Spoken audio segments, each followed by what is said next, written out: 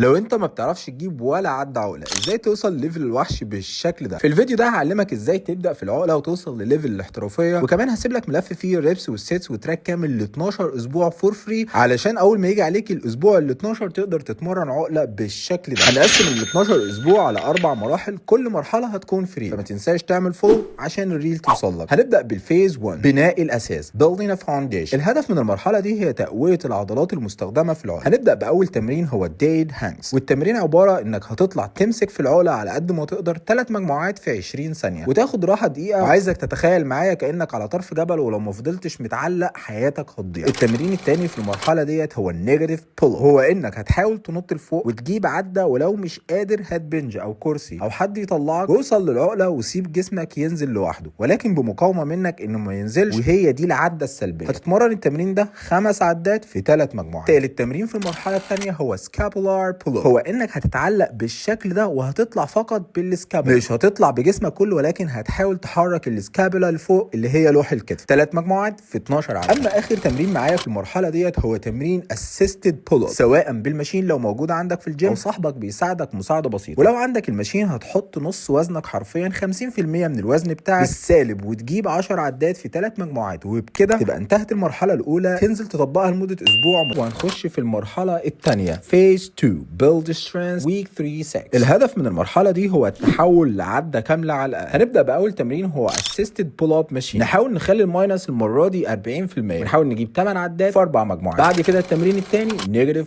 بول اب.